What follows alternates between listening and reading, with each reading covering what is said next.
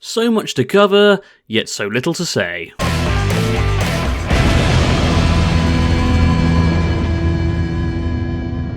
Hey guys, Manson9132, and I'm the Robot Wars Guru. One thing that has really taken off on this channel is my What If series of videos, where I take a look at a particular thing that happened on Robot Wars and give my theory on what might have happened if it didn't. Lots of people have sent in requests about what I can cover, and I'm eternally grateful for all the support. However, sometimes these what ifs aren't exactly history breaking. Sometimes not much, if anything, would change over the course of the show's history. And sadly, some of your requests, as well as my own ideas for topics, have been just this. It's not really worth making a video on them if I barely have anything to say on the matter, so I decided instead to group them all together into one video so I can at least cover them. So let's dive straight in.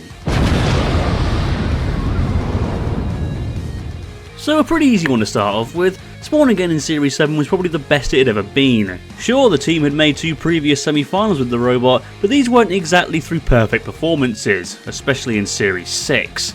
In Series 7, however, the beast finally woke up, and after this mighty Uteron chip, it looked as if the 6Cs were going to blast through the heat to another semi-final. Sadly, the only thing that blasted was their flipper piston, which burst like their hopes of making the semis did. But what if this didn't happen?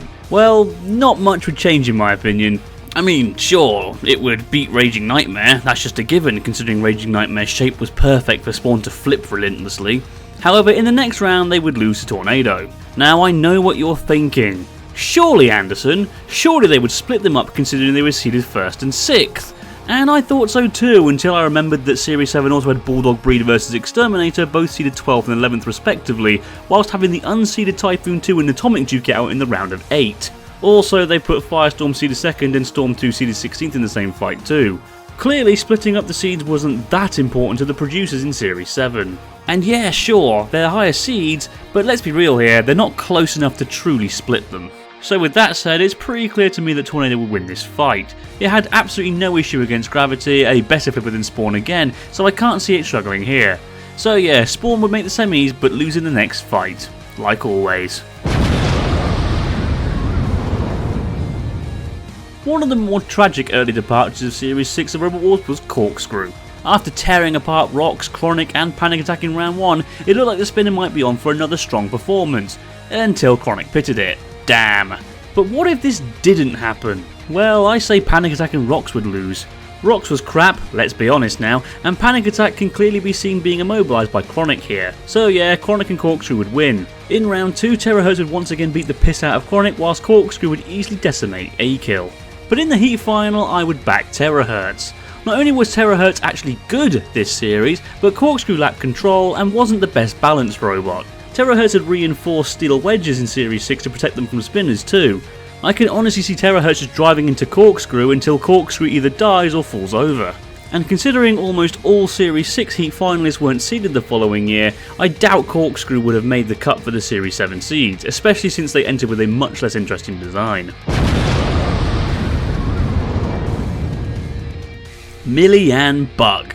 What a machine. Okay, so it wasn't deadly, but it was certainly memorable with the wig and the articulating body and all that good stuff. Honestly, the fact a design this unique was entered as early as Series 2 actually baffles me. You know what baffles me more though? The fact that it nearly won its opening battle in Series 3. You know, until it drove into the pit. Bugger. But what if that didn't happen? Well, it would have clearly beaten Bumblebot.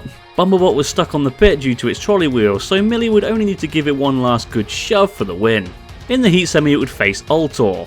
Now this is tough. Millie is quicker and more aggressive, but Ultor has a lot of power and its shape could lead to Millie accidentally toppling itself, like it did in Series 4 on Shunt's Scoop. But if I had to choose, I would say Millie just on a judge's decision, winning on aggression. Let's be real here, Ultor's axe isn't really going to do much, is it? So Millie go through to the heat final and would then lose to Big Brother. I said moments ago that Ultor's shape could have benefited it against Millie, so I have no doubts that Big Brothers will. After all, they were capable of toppling over Sir Chromalot, a smaller target with a lower ground clearance, so this should be peanuts for Big Brother. As for Millie being seeded in Series 4, I doubt it. Several returning heat finalists missed out on being seeded, including Invertebrat and Dark Destroyer 2, both of which also had unique aspects to their robots, so I highly doubt Millie will be an exception to the rule. This means it would end up being in Heat B again, and we all remember what happened there. And last but by no means least, we have this catastrophe. After making the series semi-finals in Series 2, Bearmoth was expected to be an unstoppable force in Robot Wars.